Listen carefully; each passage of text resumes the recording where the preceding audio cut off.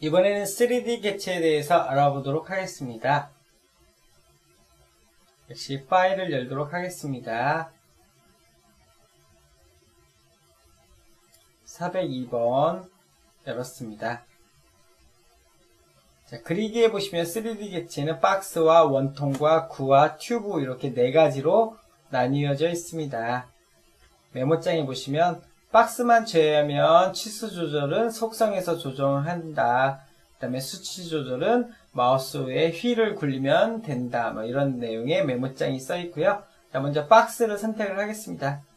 첫 번째 점 클릭, 두 번째 점 클릭, 그 다음에 높이 지점 클릭 이렇게 해서 박스를 그렸습니다. 또는 수치를 입력을 하셔서 가로 세로 먼저 입력을 합니다. 5000에 5000 엔터.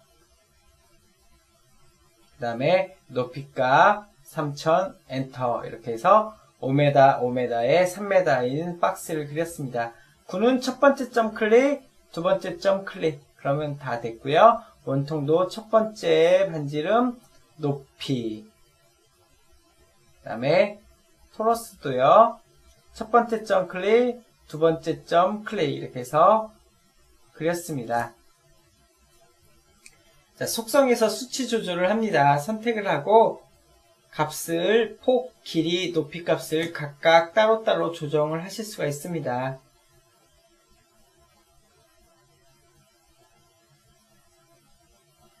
그 다음에 마우스의 휠을 굴리시면 이렇게 사이즈 조절이 가능하십니다. 그래서 폭과 길이와 높이를 휠을 굴리면서 실시간으로 원하는 형태로 조절을 하실 수가 있습니다. 토러스도 역시 마찬가지로 반지름과 반지름 2의 값을 각각 조절을 하실 수가 있습니다. 구도 마찬가지입니다. 반지름을 조절하시면 이렇게 조절하실 수 있고요. 원통도 상부와 하부와 높이의 값을 조절해서 별도로 만드실 수가 있겠습니다.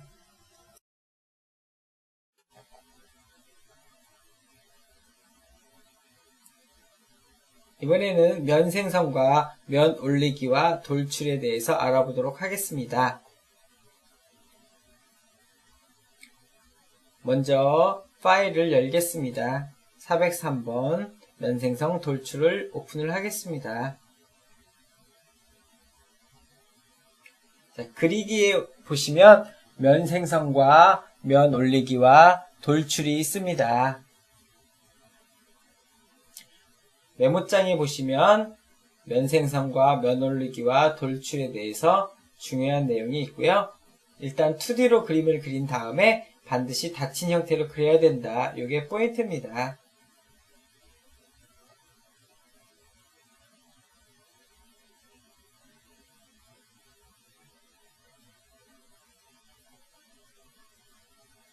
자, 그리기 요소의 먼저 면 생성에 대해서 알아보도록 하겠습니다. 2D로 그려진 대상을 이렇게 순서대로 단지 클릭만 해주시면 이렇게 면이 됩니다. 그래서 면 생성이 끝났고요. 이번에는 면 올리기를 해보겠습니다. 면 생성된 것에 대해서 원하는 수치를 입력하거나 원하는 위치를 임의로 클릭을 하시면 이렇게 면 올리기가 완성이 됩니다.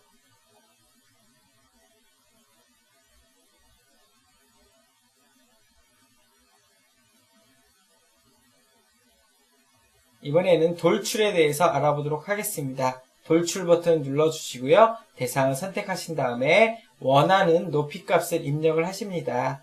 원하는 값을 입력을 하시고 돌출하기 버튼을 눌러주시면 이렇게 3000의 높이로 이렇게 돌출된 형태를 만날 수가 있습니다. 다시 돌출하기 대상 선택하시고 원하는 높이 값 주고 돌출하기를 했습니다. 그 다음에 회전 버튼을 이용해서 대상을 90도 회전을 했습니다. 그 다음에 다시 또 회전 버튼을 이용해서 이렇게 90도 회전을 했습니다. 이렇게 해서 계단의 형태를 돌출하기와 회전을 이용해서 만들어 봤습니다.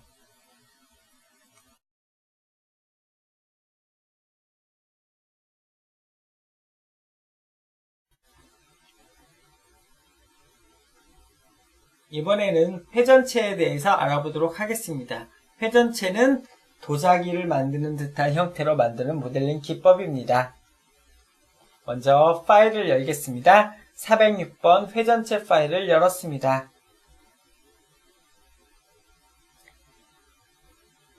도구바에서 회전체 명령을 선택을 해주십니다. 선택하시고요. 제일 먼저 선을 선택하라고 합니다. 그래서 돌릴 대상을 선택하고요. 그 다음에 위치를 선택을 해주십니다. 임의의 위치를 클릭을 해주시면 이렇게 빙그르 돌아간 형태가 만들어집니다. 다시 회전체 눌러주시고요. 이번에는 지붕 형태를 선택을 했습니다. 이번에 위치를 선택하실 때는 끝나는 지점을 마우스를 가져다 대고 움직이시면 정확한 스냅 값을 이용해서 수치를 넣어서 만드실 수가 있습니다. 자, 다시 회전체 눌러주시고 선을 선택한 다음에 위치를 할 때 끝점을 정확히 찍어주면 그 끝점을 기점으로 해서 이렇게 회전을 합니다. 다시 회전체 눌러주시고 선택한 다음에 위치를 선택을 하시면 이렇게 해서 회전된 형태로 만들어진 모델링을 보실 수가 있습니다.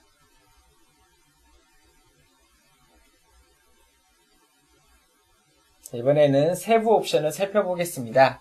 먼저 회전체 명령 다시 주시고요. 대상을 선택했습니다. 회전 각도를 180도로 이렇게 줘보겠습니다. 다시 위치를 선택하신 다음에 클릭을 해주시면 이렇게 180도만 돌아간 형태로 만들 수가 있습니다. 자, 이번에는 축에 대해서 알아보겠습니다. 역시 마찬가지로 대상을 선택하고 위치를 선택하는데 축을 Y축으로 했을 때 다시 이번에는 회전체 눌러주시고요. 대상 선택하고 축을 이번에 이제 X축으로 바꿨습니다. 그 다음에 위치 선택을 해서 클릭을 해주시면 이번에는 다른 방향으로 이렇게 회전이 되면서 전혀 다른 형태가 모델링이 만들어집니다. 그래서 회전체를 하실 때는 가장 중요한 부분은 대상을 선택하고 어느 축으로 할 건지에 따라서 모양이 달라질 수가 있습니다.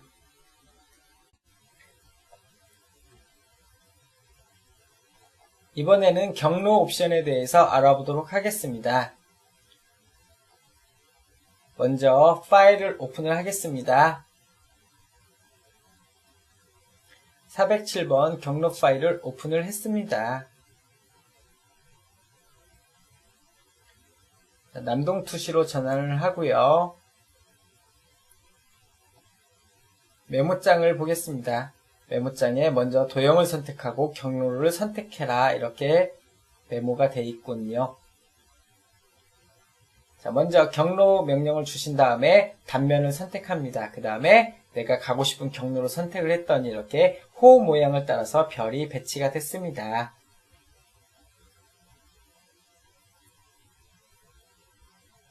다시 경로 명령을 주시고 별 모양의 단면 선택하고 사각형 경로를 선택했습니다. 그래서 사각형 모양으로 별이 배치가 된 것을 보실 수가 있습니다. 이번에는 경로의 옵션을 비교해 보기 위해서 똑같은 형태를 3개를 그려놨습니다. 먼저 속성에서 최대값을 선택한 다음에 경로를 선택을 했습니다. 자, 두 번째 이번에 이제 중앙을 선택을 해 보겠습니다. 다시 경로 명령을 주시고요. 속성의 도구값에서 중앙값을 줬습니다. 그 다음에 단면 선택하고 경로를 선택했습니다. 다시 세 번째 경로 명령 주시고 최소값 선택한 다음에 단면과 경로를 선택을 했습니다. 이렇게 똑같은 조건이더라도 최대냐 최소냐 중앙이냐에 따라서 모델링의 모양이 틀려집니다. 자, 이번에는 만들어진 대상에다가 각각 재질을 넣어보겠습니다. 각각 만들어진 부분들은 다 따로따로 인식을 하기 때문에 이렇게 부분 재질을 입력할 수가 있습니다.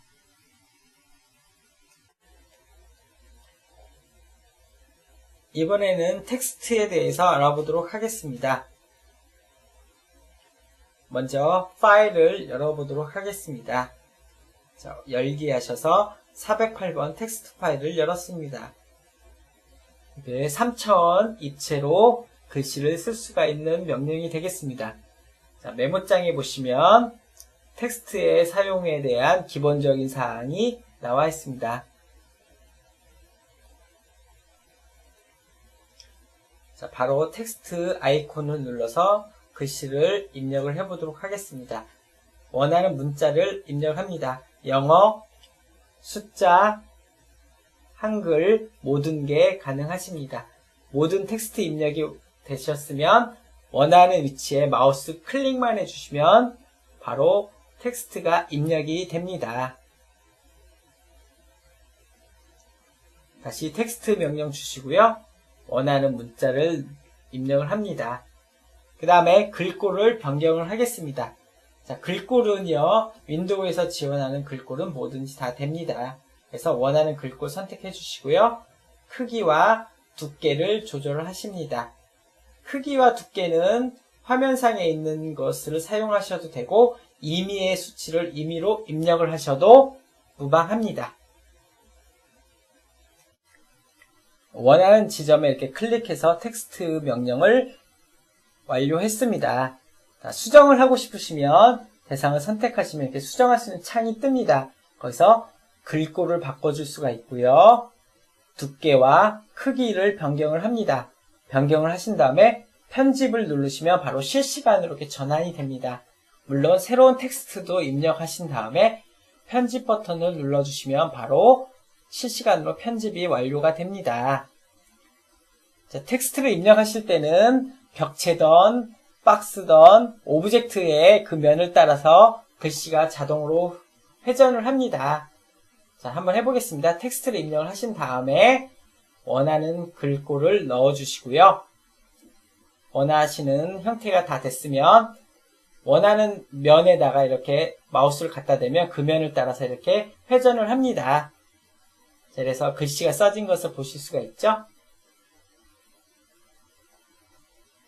자, 이번에는 대상을 선택하고 마우스 오른 버튼 눌러서 메쉬 변환으로 전환을 합니다. 그러면 이제 더 이상 글씨는 아니고 면으로 바뀝니다.